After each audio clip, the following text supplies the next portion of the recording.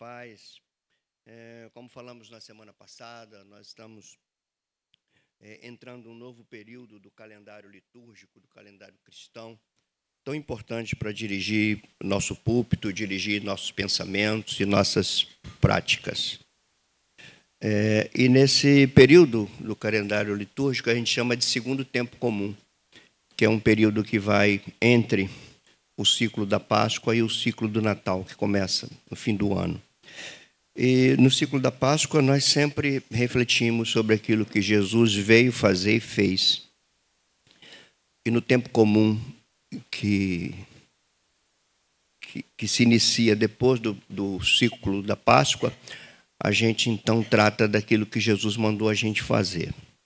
Primeiro o que ele fez e depois o que Jesus mandou a gente fazer.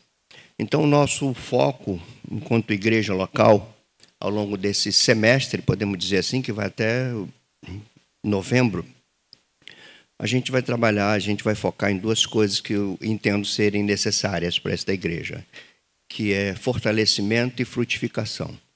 E é nessa ordem mesmo, né? Primeiro nos fortalecemos para depois procurarmos entender o princípio da frutificação determinado por Jesus, pelos apóstolos e que nós precisamos trazer para a nossa vivência. E dentro desses dois focos, nós vamos estar abordando ao longo desses meses assuntos como unidade e comunhão, como santificação e vida piedosa, como evangelização e engajamento missional. A gente vai trabalhar isso à luz da Escritura, pregando para a igreja, e ao mesmo tempo criando mecanismos na igreja de funcionalidade dessas coisas.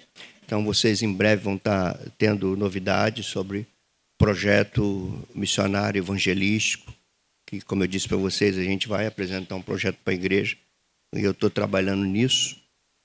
E essa semana eu recebi mensagem da Yasmin, que me mostrou algo muito interessante, que eu já tinha conversado com ela, que precisaria da sua ajuda, e ela me apresentou algo muito interessante. Eu guardo essa proatividade, né? Ela me ouviu domingo, na segunda-feira eu estava gravando aulas e tinha mensagem dela para mim, e era me apresentando umas ideias muito legais que a gente vai ficar sabendo que vai envolver a igreja, vai envolver jovens, vai envolver adolescentes, uma coisa muito legal.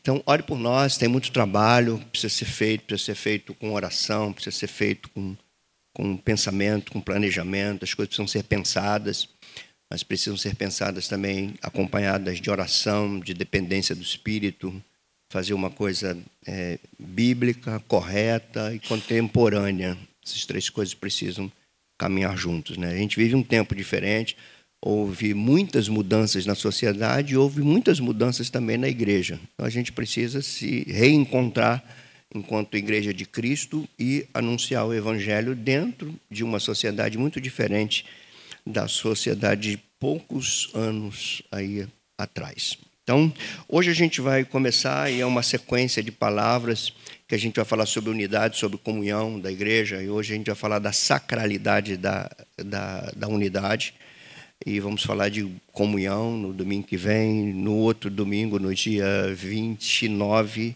nós vamos falar de algo muito interessante, que é a imagem de Deus em nós, nos levando a relacionamentos que honram o nome dele.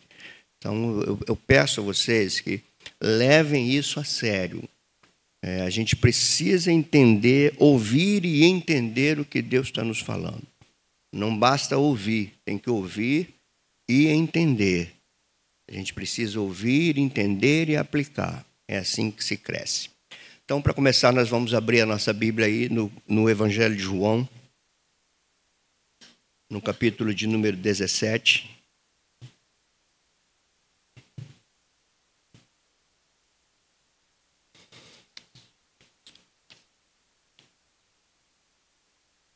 Nós vamos ler os versículos 20, 21, 22 e 23.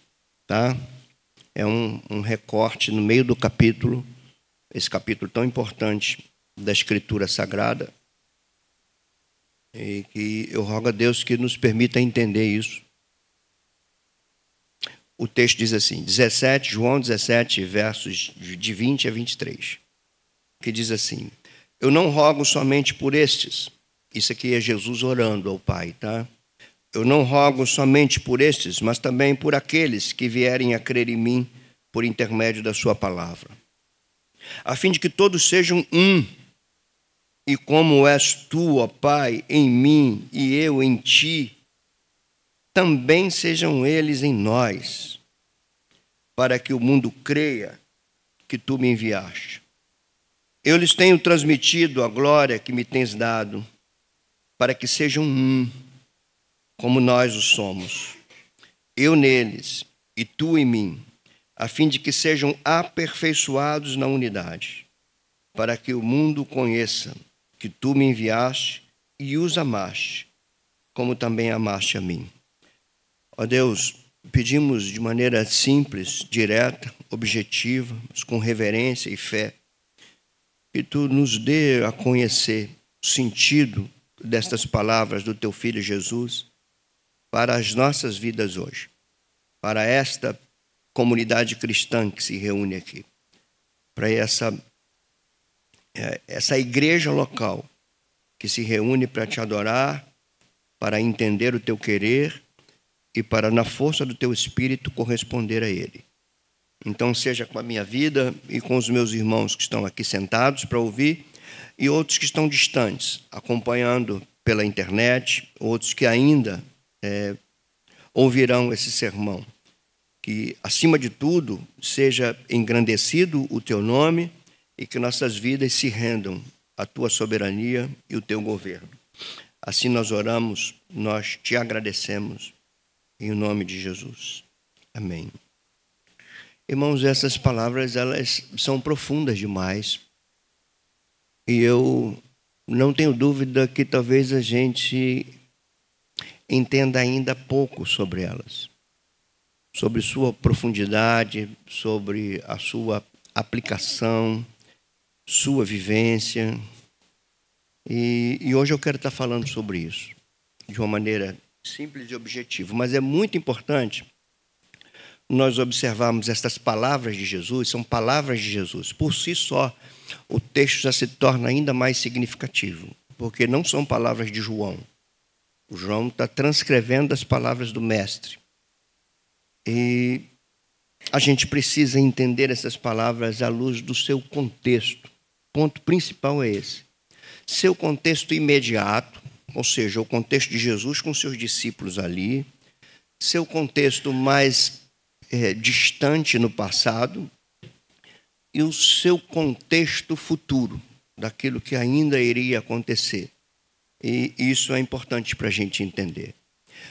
No contexto presente, é bom que a gente entenda isso dentro da estrutura literária do Evangelho de João.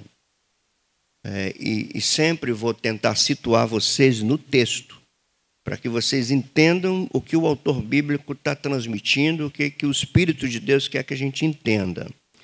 O Evangelho de João, ele tem uma divisão básica, que os estudiosos definem, e eu concordo. Do capítulo 1 até o capítulo 11, ou capítulo 12, eles chamam de livro dos sinais. Qual é a intenção de João nesses 12 primeiros capítulos? Apresentar os sinais que Jesus manifestou para que seus leitores entendam que ele não é só o Messias de Israel.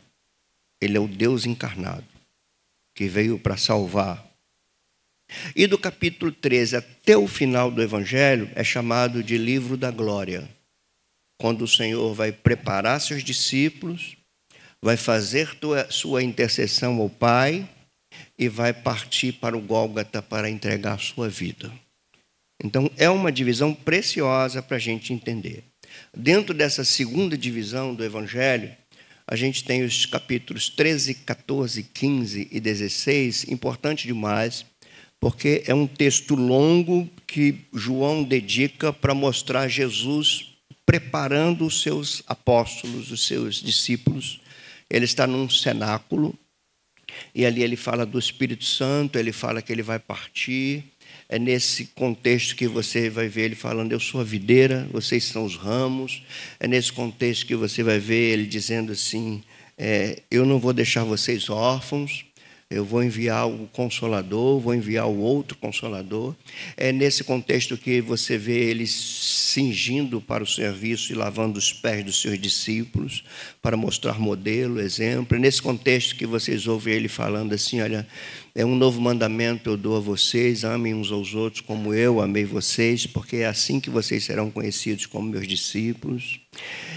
E é nesse contexto que, ao terminar esse tempo de ministração com os seus discípulos, preparando-os para a missão, se você entende bem os capítulos 13, 14, 15, 16, você vai entender a razão do capítulo 17.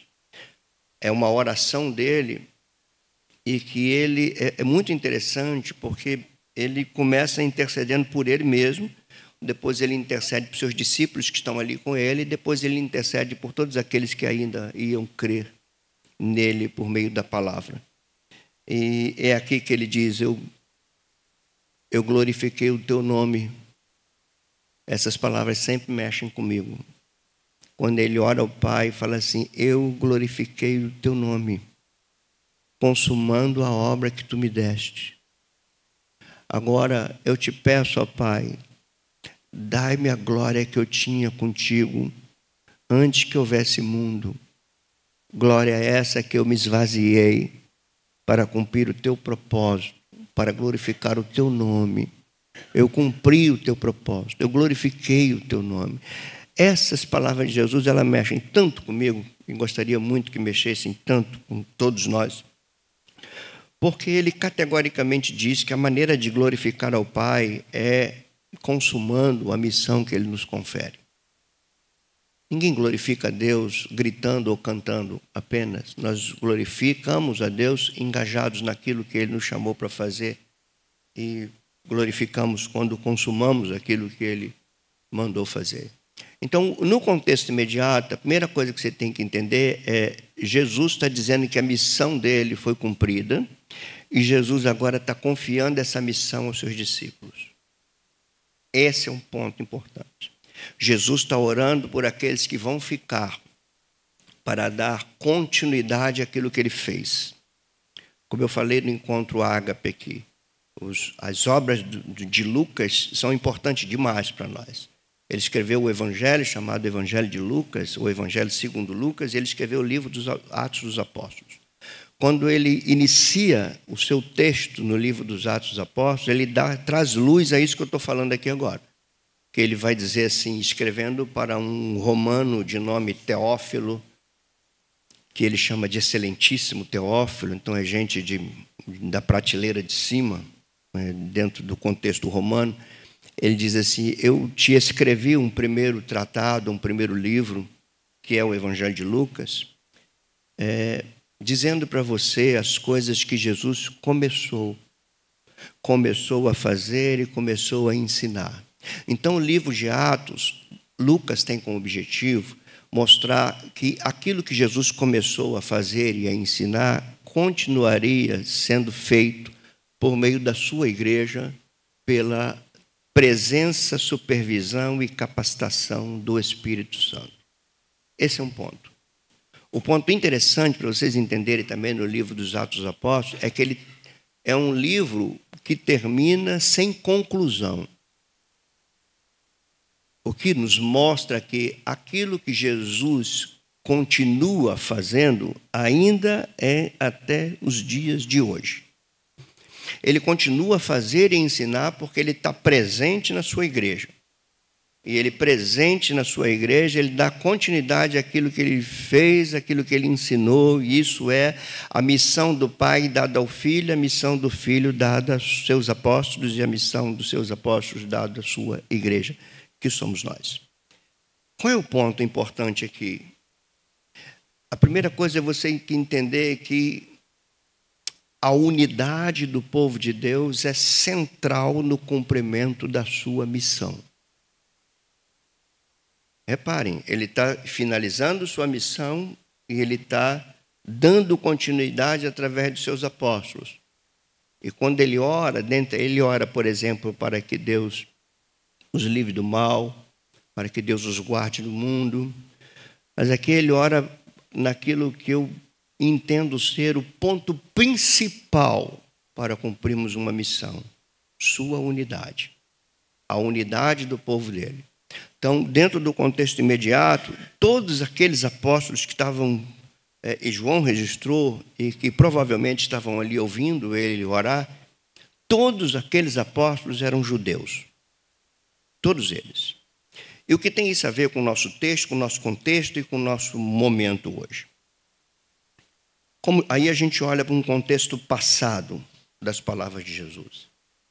E aqui isso começa a abrir a nossa compreensão. Todos aqueles discípulos sabiam o alto preço que se paga de um povo dividido. Eles sabiam disso.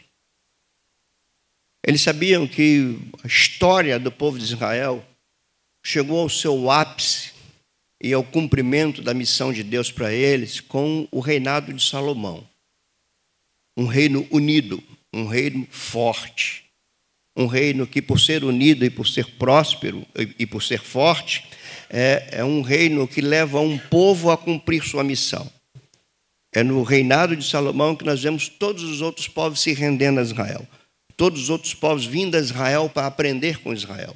Vemos reis, rainhas vindo a Salomão para aprender da sabedoria dele. Ali era o povo unido, ali era o ápice, ali era Deus no meio deles. Aí era Deus derramando sua vida e sua bênção sobre aquele povo que correspondia a ele no ápice da unidade do reino, da unidade do povo. Mas o que nós sabemos pela história é que, assim como Salomão levou Israel ao seu ápice de unidade, essa unidade começa com seu pai Davi, que uniu o reino, que colocou Jerusalém como centro da adoração. Logo depois disso, quando Israel chega ao seu auge com Salomão, ele também começa o seu declínio espiritual. E o declínio espiritual, e aqui um ponto central para nós, porque esse declínio espiritual de Israel vai levar esse povo a se dividir. O filho de Salomão divide o reino.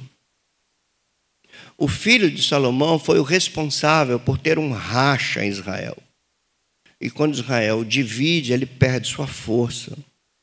E também ele perde sua potencialidade, sua capacidade de corresponder à missão de Deus. Israel passa então a viver meio que para si mesmo. Agora, como é que começa essa divisão? Já falei que até Salomão o reino estava unido. Mas o que pavimentou o caminho para que o filho de Salomão dividisse o reino? O caminho foi pavimentado quando Salomão tirou Deus do seu trono e quebrou o primeiro mandamento: não colocareis outros deuses diante de mim. Quebrou o segundo mandamento: não façam para vocês imagem de escultura. Quebrou o terceiro mandamento: honra o meu nome, não tome o meu nome em vão. Quebrou o quarto mandamento: guarda o dia de sábado. E aqui é o ponto, irmãos, quando Deus deixa de ser o centro da nossa vida, o caminho da divisão está pavimentado. E esses discípulos aqui, para quem Jesus está intercedendo, eu creio que eles sabiam disso. Eles sabiam o quanto custou a divisão, o quanto custou a quebra da unidade. Porque o preço da quebra da unidade foi um humilhante cativeiro babilônico, depois persa. Aquele povo ficou cativo de um povo idólatra, que se dobrava a outros deuses. O livro de Daniel vai mostrar a agonia daqueles jovens dentro de uma cultura estranha. O livro de Lamentações vai mostrar o profeta chorando, vendo Jerusalém despedaçada, porque o exército do inimigo entrou ali, devastou, quebrou os símbolos, derrubou os símbolos. O Salmo 79 diz: não há mais símbolos, não há mais profetas, não há quem diga até quando, não há quem nos oriente mais. Era o fruto da divisão, que por sua vez era o fruto de tirar Deus do trono, tirar Deus do centro. Então esse é o contexto imediato e o contexto passado dessa oração de Jesus, desse texto registrado em João 17. Mas tem um contexto futuro também. Porque o verso 20 vai dizer que ele não está orando somente por aqueles discípulos que estão ali com ele. Ele está orando por todos aqueles que ainda iam crer nele por intermédio da palavra. O que mostra que a fé genuína só pode ser por intermédio da palavra. Não pode ser por outro mecanismo. De um tempo para cá, irmãos, a igreja confundiu evangelização com trabalho midiático e confundiu evangelização com assistência social. Duas coisas danosas para a igreja de Cristo. Confundimos. Esquecemos que a pessoa só tem fé em Jesus Cristo se for por meio da palavra. Se a palavra não é pregada, não adianta todos os recursos midiáticos. Podemos ser dono de uma emissora de televisão. Se a palavra não está sendo pregada, não está havendo fé promovida e, portanto, não está havendo salvação. Mesma coisa, a gente pode distribuir todos os pratos de comida que a gente queira distribuir, todos os agasalhos que a gente possa distribuir. Se nós não anunciarmos a palavra, nós não resolvemos o problema. Então, são coisas para a gente refletir, irmãos. Porque quando ele fala isso no futuro, quando ele ora pela unidade, dizendo, eu estou orando por aqueles que ainda vão crer em mim, e o sentido aqui é claro para nós, né? Ou pelo menos preciso que fique claro. Por que ele ora por unidade para discípulos que ainda não existiam? Então, isso é muito interessante. Por que ora para que eles sejam um, até aqueles que não estavam com ele ali? E o ponto aqui é simples. Esses seguidores de Jesus de Nazaré seriam sempre a minoria dentro do vasto Império Romano, do poderoso Império Romano, do politeísta Império Romano.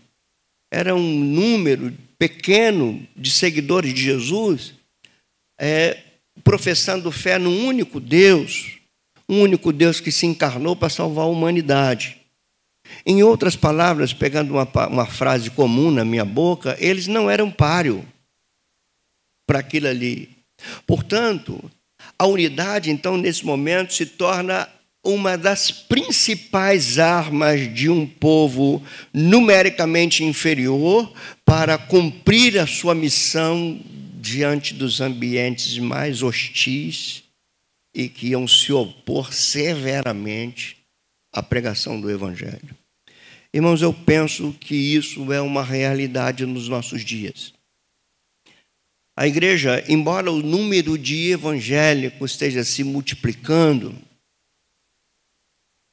eu quero dizer que discípulos de Jesus ainda são, e eu creio que sempre serão, a minoria. Então pensem comigo, se essa minoria se dividir, como cumprir uma missão? Como corresponder aos ambientes hostis?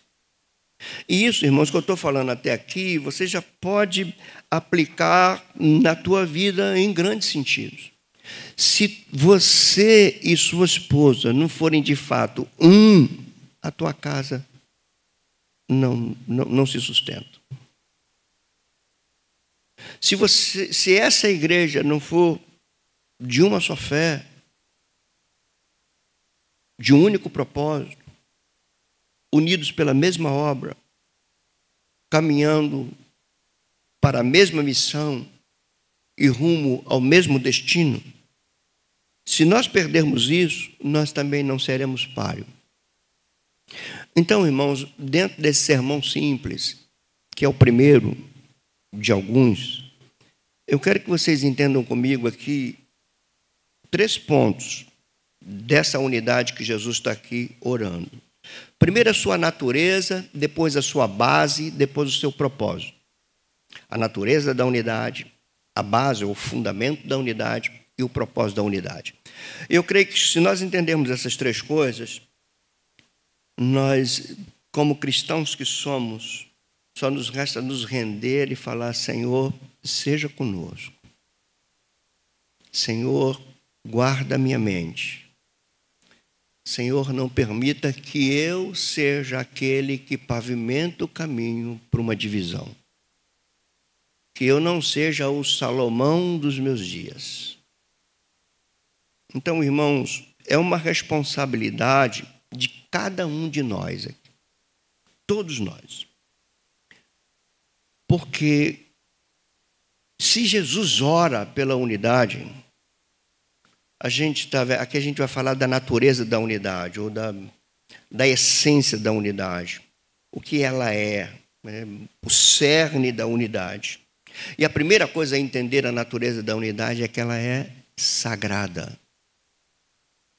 Ela é sacra. Ela transcende. Não é agrupamento de pessoas. Não é reuniões sociais. É algo sagrado. É algo, se é sagrado, é por natureza inviolável. Não pode se bulir, não pode se tocar. Afetar a unidade é pecado. E às vezes um pecado não percebido, mas é pecado. Porque quando você afeta a unidade, você separa. E separação, do ponto de vista bíblico, é morte. Uma igreja dividida é uma igreja morta. Uma casa dividida é uma casa morta. Por quê? Porque a vida, biblicamente falando, ela é oriunda da comunhão. A comunhão produz vida. Por que eu nasci? Porque teve comunhão entre meu pai e minha mãe que me gerou vida. A separação produz morte. Então, por que ela é sagrada? O que Adão e Eva tinham de mais precioso no jardim? Sua unidade com Deus. A unidade deles com Deus produziria vida. Eles tinham vida e eles produziriam vida. Então, para você já começar a pegar aqui a minha mente, qual foi o ataque de Satanás, então, para impedir que o propósito de Deus se desenvolvesse por meio daquelas pessoas unidas a Deus? Qual foi a estratégia dele? Dividir. Dividir quê? Dividir criatura de criador. Ele induz a mente dos nossos primeiros pais a desejar uma vida de independência. Irmãos, às vezes eu fico assim muito preocupado e às vezes eu só oro, porque eu vejo um número significativo de pessoas que gostam de autonomia e de independência. Não gostam de dar satisfação, gostam de fazer o que dá na telha. Tem muita dificuldade de submeter, sobretudo aqueles que são superiores. Tem muita facilidade de fazer os outros se submeter a eles, mas tem muita dificuldade de submeter aos que estão em cima e até na horizontalidade. A coisa é tão pecaminosa na nossa natureza carnal, que até a nossa horizontalidade, são os relacionamentos horizontais, quando estamos tomados de nós mesmos, até esses relacionamentos horizontais, nós nos aproximamos mais daquele que nós, de alguma forma, podemos exercer algum domínio. Eu nunca vi uma coisa com marca mais pecaminosa do que isso, só que é sutil demais. Então, Jesus aqui está orando, que eles sejam um. Que eles não abram brecha para separação. Se eles se separarem, produz morte. Com morte não há missão. Então, primeiro ponto, irmãos, a unidade é sagrada. Segundo, ela é sagrada e ela é espiritual. A gente não está lidando com uma unidade corporativa. Qualquer que bom gestor de pessoas vai saber o que eu estou falando. Se você quer a tua empresa produzindo, se você quer a tua equipe produzindo, o que você vai ter? Você vai ter que ser um bom gestor de pessoas. E você vai ter que fazer aquele grupo que trabalha contigo estar unido e focado. para que tenha resultados. Isso é o mundo corporativo. Mas a unidade do povo de Deus é para além disso.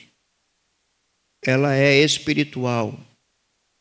Ela não depende de mecanismos técnicos, estratégicos. A unidade depende dos joelhos dobrados. Jesus está orando. É algo espiritual. Paulo vai falar aos Efésios sobre a unidade do Espírito pelo vínculo da paz. Então, Satanás dividiu no Éden e Jesus uniu na cruz. E Satanás que dividiu no Éden depois da criação é o mesmo que tenta dividir depois da redenção. E o alvo de ataque deles não são as encruzilhadas, somos nós. Ele agiu na mente dos nossos primeiros pais e ele age nas nossas mentes. Então, por isso que ela é espiritual. Se ela é espiritual, Jesus orou por ela, e uma das coisas que a gente precisa fazer é orar pela unidade. Então, eu já posso aplicar uma lição para você que está me ouvindo. Ora pela tua unidade com o Pai por meio de Jesus Cristo, operada pelo Espírito Santo. Ora pela unidade da tua casa.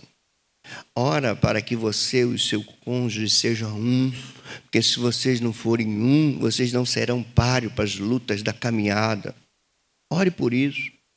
Ore que para os membros da família sejam um. Não comece por outro ponto, comece pela oração. Jesus começou a unidade pela oração. Ele está orando ao Pai. Ele está falando de algo sagrado, ele está falando de algo espiritual, ele está falando de algo que é alvo dos ataques.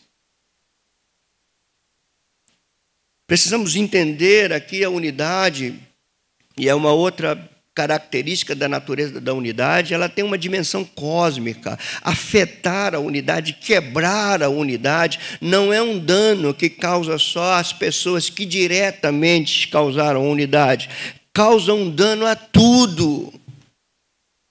Não foram só Adão e Eva que sofreram o dano da quebra da unidade. Todo o cosmos. Então não há quem não seja atingido quando isso acontece. Irmãos, eu sei que eu estou falando para seres humanos como eu, cheio de deficiências e com uma compreensão ainda muito reduzida do que é o Evangelho, do que é ser igreja. Não tenha dúvida do que eu estou falando. Você que está me ouvindo aqui, você ainda tem uma compreensão muito reduzida do que é ser igreja, do porquê que ela existe. Qual é a razão dela existir? Dentro do tempo que nós estamos vivendo, irmãos, nós precisamos urgentemente redescobrir a natureza da igreja e a natureza da unidade da igreja. Por que redescobrir? Porque não é difícil, irmãos, isso eu vejo direto no meu tempo, não é difícil a gente compreender a igreja, mas não à luz da Escritura. Não é muito difícil a gente ter uma ideia da igreja, mas à luz dos nossos próprios pensamentos, das nossas formações, das nossas ideologias, das nossas tendências, à luz daquilo que a gente acha que seja o melhor. Não é difícil isso acontecer. Isso acontece muito. Eu lembro de um projeto que surgiu, que eu fiquei rindo, até porque eu conheço quem criou o projeto desde quando era adolescente. E o projeto era Reimaginando a Igreja. Eu fiquei rindo. Primeiro que eu não sabia que a igreja era fruto da minha imaginação. Agora, muito menos eu reimaginá-la. É a mesma coisa que falar assim, eu estou... Como é que é? Como é que fala? Não é redescobrindo. Eu estou me ressignificando. Também não é isso, mas eu vou... me reinventando. Ou seja, eu sou uma invenção e agora, como eu não estou gostando dessa invenção, eu estou reinventando. Gente, não tem coisa mais herética do que isso. Não tem coisa. Só que a gente vai reproduzindo essas coisas. A gente vai reproduzindo, que a gente acha bonito isso. Eu tenho o poder de me reinventar. Quem é você? Quem é você para ter o poder de se reinventar? Você não tem o poder nem de ser criado. Quanto mais de se reinventar.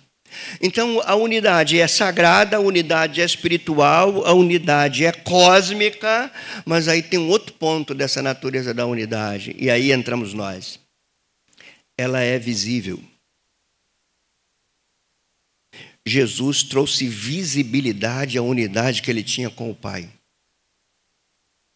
Ele várias vezes foi tentado a quebrar essa unidade. O que mais Satanás quis fazer na tentação do deserto é levar o filho a agir independente do pai, quebrando assim a unidade. Se ele quebra a unidade entre pai e filho, ele anula, ele impede a redenção. Mas todas as vezes que Jesus foi tentado, o que ele dizia? Está escrito, está escrito, está escrito. Ele dizia assim, o meu ensino não é meu, mas é do meu Pai que me enviou. Aquele que ensina de si próprio busca a glória para si, mas eu busco a glória daquele que me enviou. O Pai não tem me deixado só, porque eu faço sempre o que lhe agrada. Ele foi tentado aí não ir para a cruz, mas ele disse, foi para isso que eu vim. Ele está dizendo, Pai, chegou a hora de eu te glorificar aqui. Que hora é essa? A hora da morte. A hora da entrega. Nada foi capaz de separar o filho do pai. Mas houve tentativas para isso. Quando eu digo que a unidade é visível, é porque o amor do pai foi manifestado pelo filho. E o amor do filho e do pai tem que ser manifestado por nós, entre nós e através de nós. Então, esse é um ponto fundamental. Só que você está me ouvindo, quando eu estava refletindo nessas coisas, eu falei assim, eu sou pecador. Eu sei que eu estou falando coisas profundas aqui, eu sei que eu estou falando coisas que estão para além de mim, elas são sagradas, eu preciso entendê-las, porque se eu não entender, aí que eu quero que vocês abram bem os olhos, porque se eu não entender isso, eu posso ser aquele que pavimenta o caminho para a divisão e para as consequências dela. Se eu não entender a sacralidade da unidade, a espiritualidade da unidade, a universalidade da unidade e a praticidade da unidade, se eu não entender isso, eu posso ser aquele que é usado para quebrar a unidade e causar morte. Então, quero te dar uma notícia assustadora. Sabe quem é capaz de quebrar a unidade sagrada? Você. Como? Quando a tua mente é tomada por influências que não vêm dele. Então, mais do que nunca, irmãos, é hora de sinceramente sondar os nossos corações. Olhar para dentro de nós. Podemos admitir, devemos admitir, que somos capazes de promover divisão. Que somos capazes de sutilmente diminuir um ao outro. Que somos capazes de criar grupos que fecham comigo. Por isso ela é sagrada, por isso ela é espiritual, por isso ela é iniciada por meio de oração, ela é sustentada por meio de oração e por meio de obediência a Deus, por meio da sua palavra. Então, esse é o primeiro ponto. É a natureza da unidade. Ela não vem de mim, ela não é uma ideia minha, ela não é humana, ela não é corporativa, ela não é empresarial, ela não é institucional. Ela é eterna. A unidade é eterna.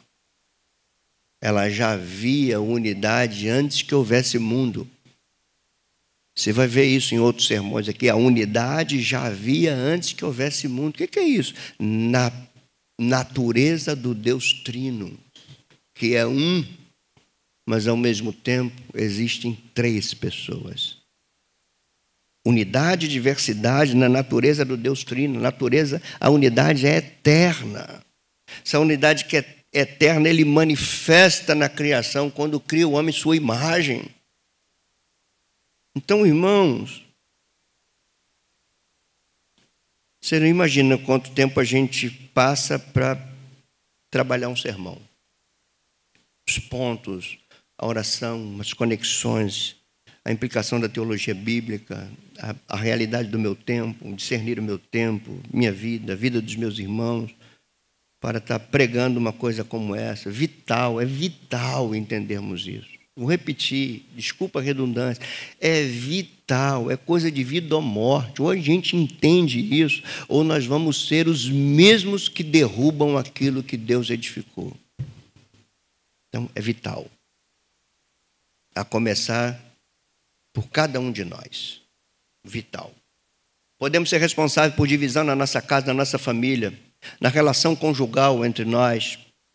Podemos ser responsáveis por isso tudo. E quando há uma divisão conjugal, isso não fica sozinho, isso afeta filhos. Os filhos veem isso, afeta a sociedade num todo. Irmãos, o espírito da serpente está agindo, e olha, o alvo, olha que eu estou estudando sobre isso, tá? O alvo deles desde há séculos é desintegrar a família. Nas próximas escolas de paz, vocês vão ouvir isso com mais clareza. Como essa conspiração de destruir família, porque sabe, se dividir traz morte. E cuidado, irmãos, cuidado. Eu não quero mesmo entrar em questões políticas aqui, mas, por favor, eu rogo pelo nome do Senhor, quando você for dar o teu voto, veja em que regime você está votando. Veja se não é um regime que conspira contra tudo isso. Estuda, analisa. Eles conseguiram dividir a igreja. Eles conseguiram dividir o cristianismo. Tem cristianismo ortodoxo, cristianismo reformado, cristianismo progressista, cristianismo socialista, cristianismo de minoria, cristianismo sem Bíblia, cristianismo sem Jesus. Tem tudo isso hoje. Aí a gente precisa admitir assim, eles conseguiram. Só que Deus tem remanescente. E creio que nós estamos entre eles.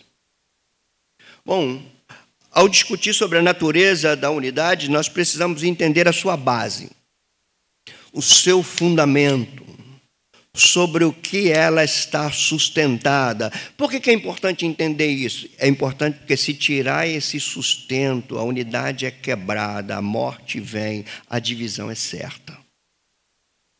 Qual é a base da unidade? A resposta é Jesus Cristo. Ele é a base da unidade. Nas metáforas da igreja, a metáfora da igreja como edifício, ele é o fundamento. A metáfora da igreja como corpo, ele é a cabeça. A metáfora da igreja como família, ele é o primogênito. Ele é a base de tudo. Então, tirar Cristo da igreja, tirar Cristo da minha vida, e quando eu digo Cristo da Escritura, e não o Cristo que eu imagino. O Cristo da Escritura. Quando eu tiro ele, eu também tiro a base da unidade. Reparem, por que havia divisão na igreja de Corinto? Porque eles trocaram a base. A base, é o que Paulo diz. Eu, como sábio construtor, lancei o fundamento. Cada um veja como edifica sobre o fundamento, porque só existe um fundamento, não pode ser posto outro fundamento. Mas se vocês dizem, eu sou de Paulo, Paulo é o fundamento de vocês. Eu sou de Apolo, Apolo é o fundamento de vocês. Eu sou de Pedro, Pedro é o fundamento de vocês. Se esses aí são aqueles que formam o fundamento de vocês, vocês racharam a igreja. Então, a igreja não é unida em cima de uma ideologia, a igreja não é unida em cima de uma ideia, a igreja não é unida em cima de uma personalidade, de uma celebridade, a igreja não é unida em cima das minhas preferências. Já viu pessoas na igreja, e eu vejo isso há 30 anos de pastor, pessoas que se doam muito naquilo que querem e que gostam de fazer, mas não têm a mesma inclinação em outras coisas. Isso aí é o que eu chamo de fragmentação ministerial, departamentalização da missão. É isso aí que eu digo, é missão segundo o que eu quero. Interessante isso, mas isso existe, irmãos. E o que eu estou mostrando para vocês aqui é a questão bíblica e sagrada da unidade. A base é Cristo. É nele que nós estamos unidos num só corpo, numa só família, num só edifício espiritual para a habitação de Deus. É nele. Ele diz, sem mim nada podeis fazer. Tudo que Paulo vai falar de identidade cristã, você pode ler as cartas de Paulo que você vai ver isso. Há uma expressão repetitiva em Paulo. E essa expressão, em Cristo, em Cristo, em Cristo, em tudo que somos, somos nele. Não existe vida cristã sem Cristo, não existe igreja sem Cristo, não existe unidade sem Cristo. A pergunta que se fazer é de que Cristo estamos falando. Porque as próprias manifestações culturais já fazem a sociedade entender que há Cristo de acordo com necessidade de cada um. A gente vê escola de samba fazendo enredo do Cristo dos negros, o Cristo dos gays, o Cristo dos héteros, o Cristo disso, o Cristo daquilo, o Cristo do rico, o Cristo do pobre. Irmãos, Cristo é o Cristo de todos. É o Cristo de tudo. É o fundamento de todas as coisas. Não é o que eu imagino. Ainda sobre a base da unidade, se a base é Cristo, a realidade é a cruz. Sem a cruz não há unidade. Sem a cruz não há Cristo em nós. Ninguém está em Cristo se não for por meio do Evangelho. E o Evangelho é a cruz, é a morte, é a ressurreição. Coisas que a igreja tem deixado de pregar, tem deixado de ensinar, tem deixado de verbalizar. Por exemplo, quando você lê Efésios 2, eu sei que é um texto lido, mas aquilo que eu sempre falo para vocês, toda leitura tem uma profundidade maior do que você imagina. Tem algo muito mais profundo e muito mais amplo. Então, como nós temos uma mania esquisita de ler a Bíblia, hoje eu estava conversando com uma pessoa sobre leitura, aí eu falei assim, eu estou lendo Mateus. Eu falei, você não vai entender Mateus se você não tiver lido o Antigo Testamento. Você precisa ler o Antigo Testamento para entender o que Mateus está falando. Mas eu gosto também de Salmos. Você lê o que você gosta? Então, isso reflete um pouquinho da nossa cultura. Nós lemos equivocadamente a Bíblia. Eu louvo a Deus, por exemplo, pelos esquemas de leitura bíblia anual. Mas eu vou dizer uma coisa com segurança. Quando eu vejo um esquemazinho, leia de manhã Provérbios, leia de noite um Evangelho, e amanhã você lê Gênesis. Eu não consigo entender que essa leitura vai ser produtiva para você. Você precisa entender a Bíblia como uma metanarrativa. O que é uma metanarrativa? Uma narrativa que vem de cima. E ela tem começo, meio e fim. Por que existe o livro de Êxodo? Para você saber responder isso, você tem que saber Gênesis. Por que existe o livro de Levíticos? Para você saber disso, você tem que entender Êxodo.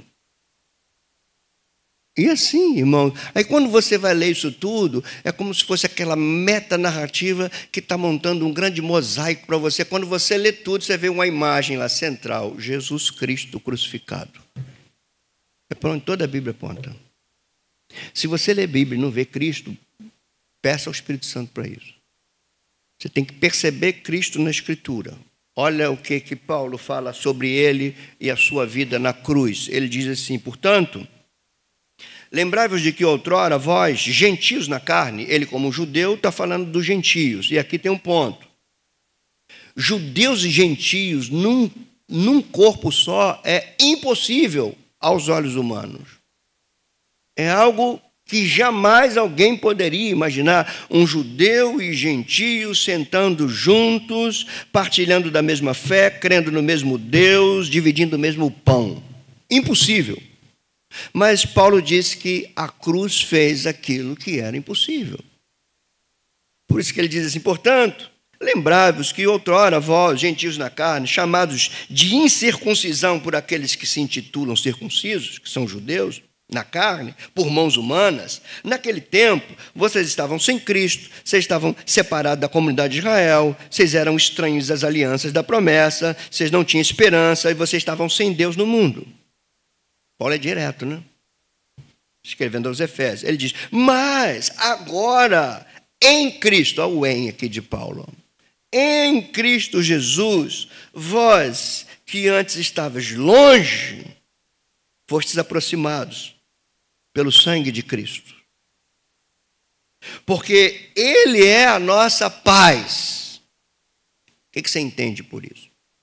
Quando se fala de paz, o que normalmente vem na cabeça das pessoas? Brandura, calmaria, ausência de guerra. Mas não é isso que o texto está falando. Quando ele diz, Ele é a nossa paz, poderia ser traduzido, Ele é o que nos reconcilia. Paz aqui é reconciliação entre inimigos. Ele trouxe a paz, Ele reconciliou inimigos. O que nós éramos para Deus? Inimigos de Deus. O que a cruz fez?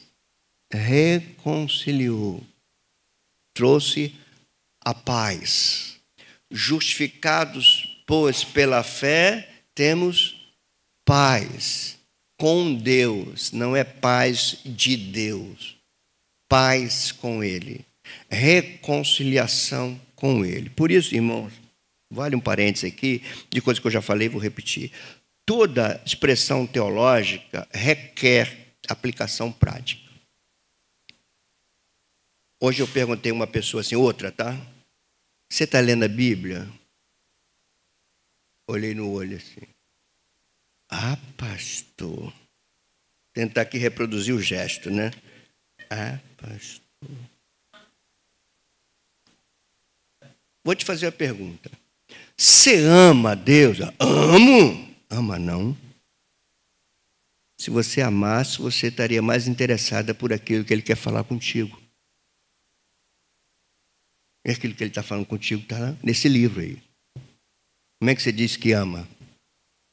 A declaração de amar a Deus tem demonstrações visíveis e práticas. Por exemplo, Jesus diz, quem é que me ama? E Ele diz, é aquele que tem os meus mandamentos e os guarda.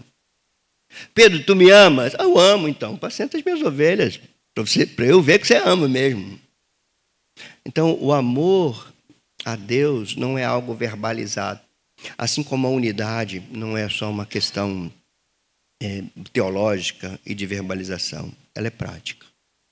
Então, repare, vou continuar aqui com o texto dele. Porque Ele é a nossa paz, o qual de ambos, judeus e gentios, fez um. E tendo derrubado a parede da separação, isso aqui é muito interessante. O que Jesus fez para unir judeus e gentios?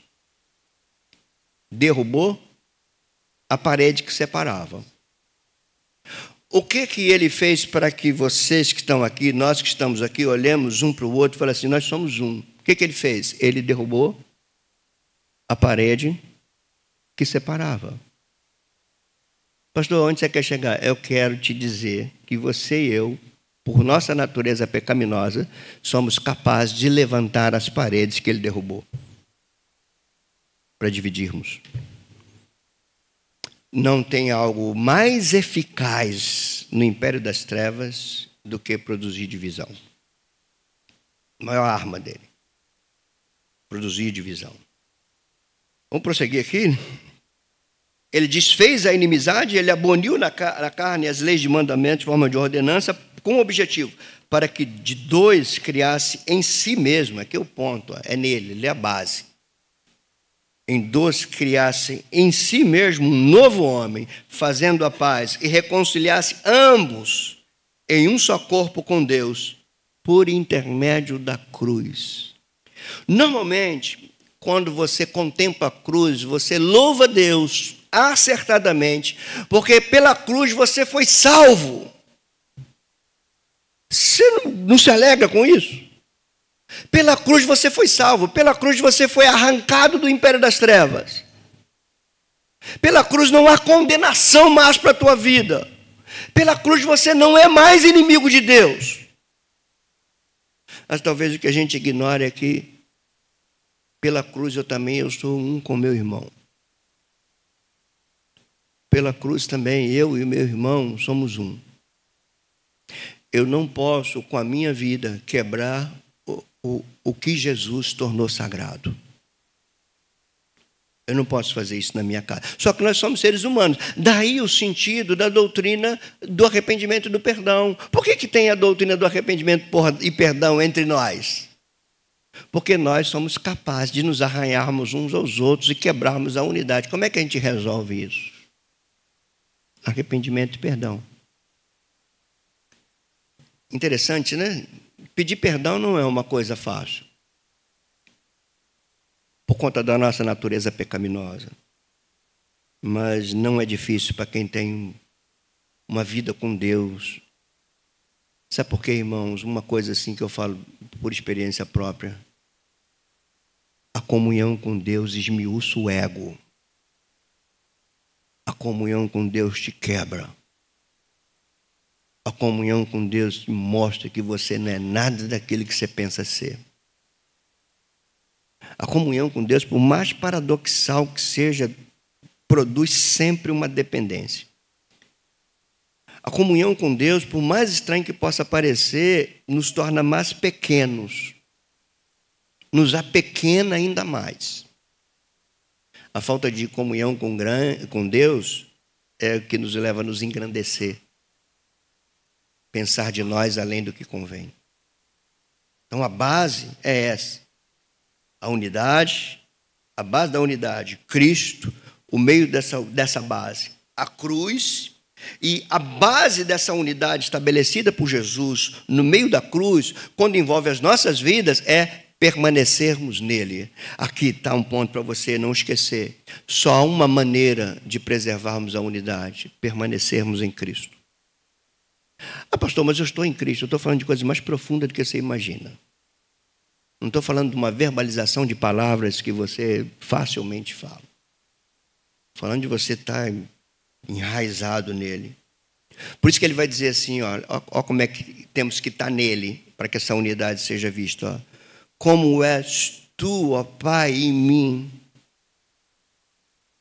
e como sou eu em ti, que assim eles sejam em nós.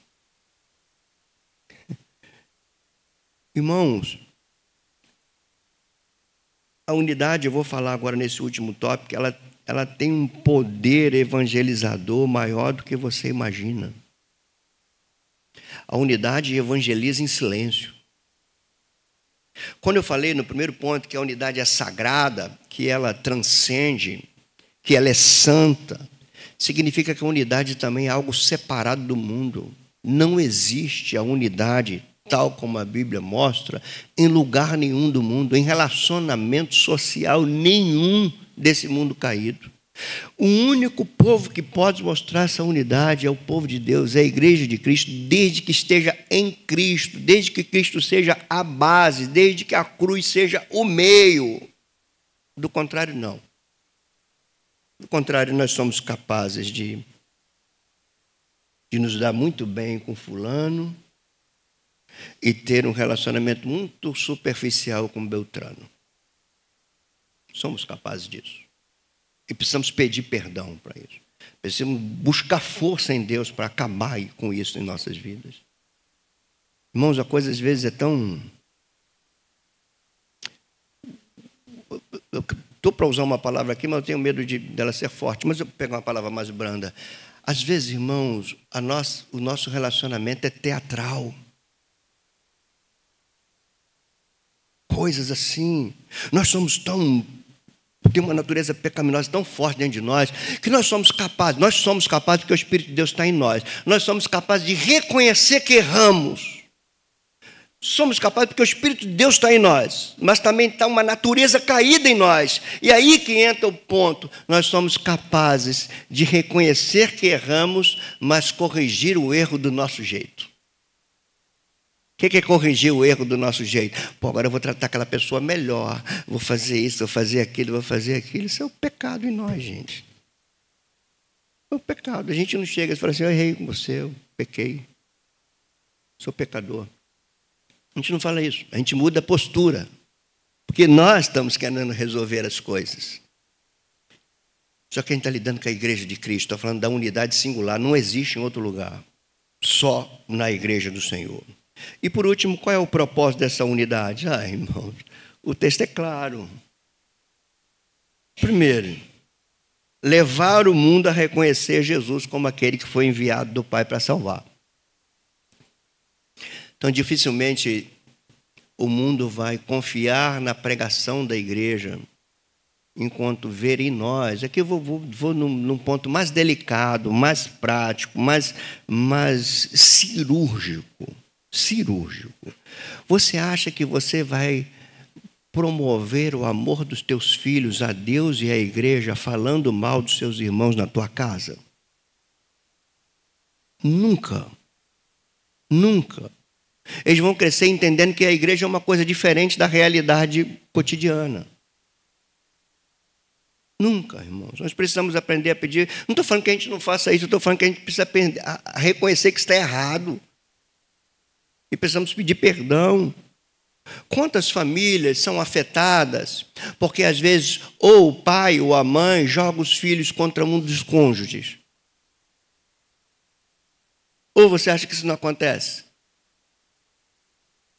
A mãe que vem com aquela conversa sutil com o filho e coloca, sem querer querendo, né, teologia do Chaves, sem querer querendo, coloca na mente desse filho uma imagem um pouquinho danificada do pai. Faz isso sem querer querendo. Eu quero dizer que quem está por trás disso é aquela mesma serpente que estava lá no Éden. É ela que está por trás disso. As mentes são nossas. A mesma coisa acontece com o homem. A mesma coisa acontece com o homem. A mesma coisa acontece com o filho. Se fosse meu pai, não agiria como você está agindo. Filho, às vezes criança já isso. Meu pai não agiria como você age. Então, nós somos aqueles que são usados para dividir. Eu e você. E, por outro lado, segundo o texto de Jesus, ele diz, por quê? Por que ele ora por essa unidade? Ele vai dizer, para que o mundo conheça que tu me enviaste. Irmãos, o que é isso aqui? O que ele está dizendo? Um povo dividido, ninguém vai saber que eu fui enviado. Oh, Deus, ajuda-nos, Senhor. É mais profundo do que a gente imagina. Estou falando com vocês emocionado, irmãos. Mais profundo, mais sutil, mais cotidiano. Muito mais do que a gente imagina. Fomos acostumados a ter ações estereotipadas. Vamos evangelizar? Vamos evangelizar. Como que a gente vai fazer? A gente vai bater de porta em porta, vai entregar um panfletinho e uma Bíblia. Que maravilhoso isso, gente. Isso é muito legal. Mas imagine você estar fazendo isso e depois estar falando mal do teu irmão, falando mal da tua igreja, falando mal do teu pastor, dividindo, achando que teria que ser assim, teria que ser assado, teria... Que contradição é essa? Se ele está dizendo que ele seja um para que o mundo saiba que tu me enviaste. Então aqui é profundo. O segundo ponto do propósito da unidade é revelar o amor do Pai pelo Filho, o amor do Filho pelo Pai, o amor deles para conosco e o nosso amor para com Deus. É por meio da unidade que ele diz, que conheça que tu me enviaste e os amaste, como também amaste a mim. Então, a unidade tem como propósito manifestar amor. Manifestar que o amor do Pai está em nós, manifestar que nós amamos ao Pai, nós amamos ao Filho, nós amamos o Deus Trino. Por isso que eu estou falando que as declarações teológicas, elas são provadas no nosso cotidiano. Porque quem aqui não diz, eu amo a Deus? Todos nós falamos isso, todos nós declaramos a Deus em oração todo dia, Senhor, eu te amo, Senhor, eu te amo. Mas uma maneira de manifestar esse amor é pela unidade. Para que o mundo veja que tu me amas, para que o mundo veja que o teu amor está em mim, para que o mundo veja que o meu amor está em ti, para que o mundo veja que o amor deles está em nós. Tem que ser visível. Ela é proposital. E por último, irmãos, o terceiro ponto do propósito da unidade é que a unidade revela-nos como discípulos de Jesus. Por meio da unidade. Ele poderia falar assim, olha, vocês serão conhecidos pelos meus discípulos pela capacidade teológica que vocês vão adquirir ao longo do tempo. Vocês serão conhecidos como meus discípulos, quanto mais vocês tiverem uma teologia ortodoxa. Vocês serão conhecidos como meus discípulos, quanto mais vocês leem a Bíblia, quanto mais vocês estudarem a Escritura. Isso tudo é coisa positiva. Mas ele não disse isso. Ele disse, vocês serão conhecidos meus discípulos se vocês amarem uns aos outros como eu amei vocês. Assim vocês serão conhecidos como meus discípulos. E aqui, o sarrafo subiu. Porque qual de nós aqui consegue amar o outro como Cristo me amou? Como isso? Então, a que conclusão a gente chega? Primeiro, humanamente falando, eu não consigo. Segundo, eu consigo porque o Espírito de Deus está em mim. Se o Espírito de Deus está em mim, Deus está em mim. Se Deus é amor, esse amor está em mim. Se esse amor está em mim, ele pode ser desenvolvido. Eu vou desenvolver esse amor, vou chegar à plenitude? Não chegarei à plenitude porque eu tenho uma natureza pecaminosa. O que eu tenho que fazer? Eu tenho que me despir dia após dia dessa velha natureza, eu tenho que me santificar e através da santificação eu vou demonstrando esse amor. E pode ter uma certeza na tua vida. Se você manifesta esse amor por meio do teu relacionamento fiel com Deus, por meio de Jesus Cristo, as pessoas vão querer ficar ao teu lado. Tem alguma coisa diferente em você.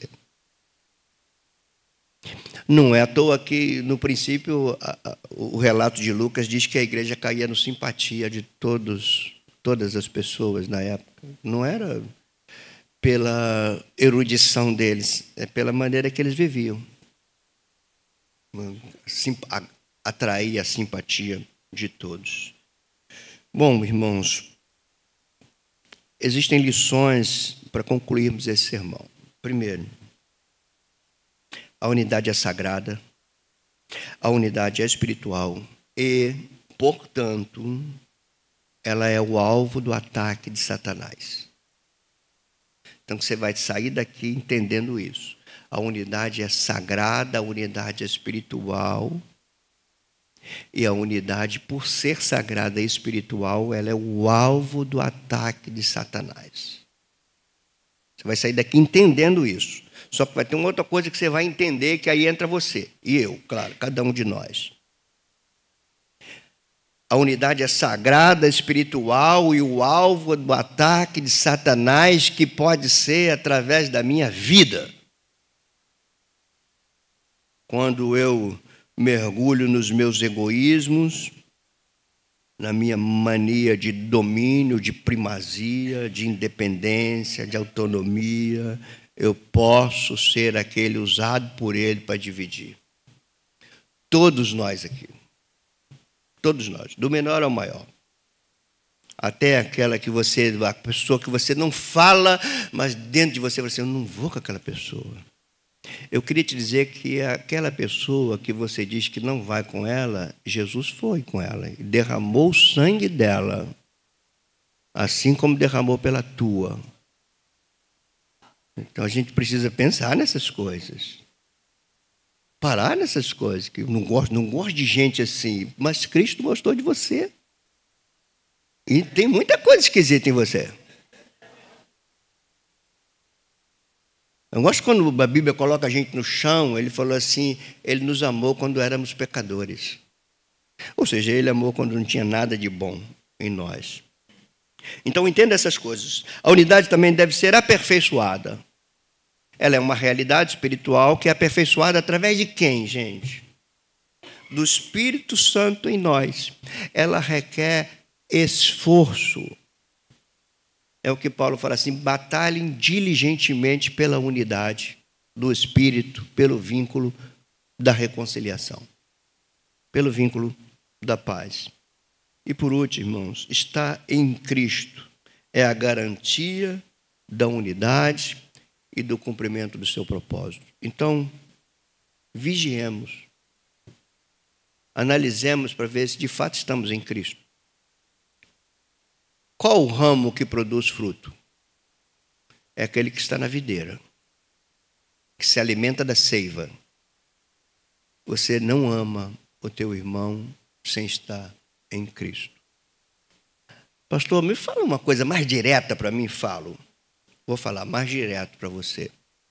Se você, e a coisa que só você sabe, no teu interior você tem reserva com fulano, com beltrano, com cicrano, talvez a tua comunhão com Cristo não está do jeito que você pensa que está. Então, que Deus seja conosco. Bendito Deus. Aqui tua palavra pregada, tua palavra exposta para todos nós aqui.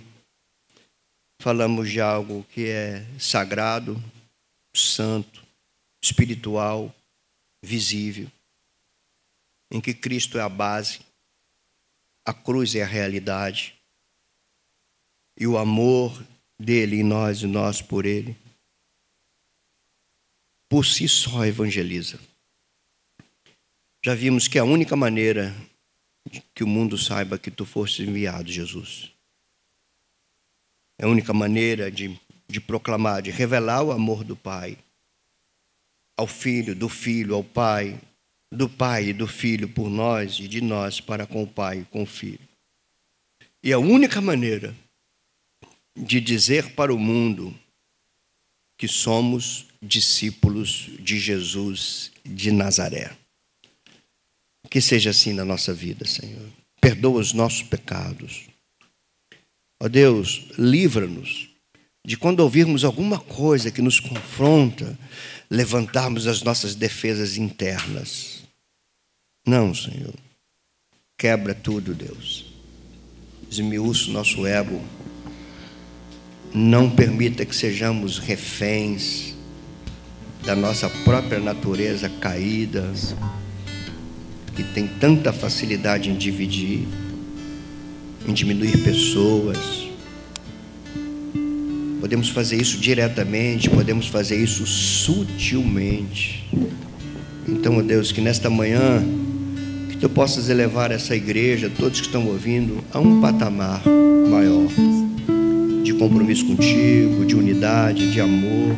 Nós reconhecemos que não está em nós o poder para isso, mas está no Teu Espírito que habita em nós.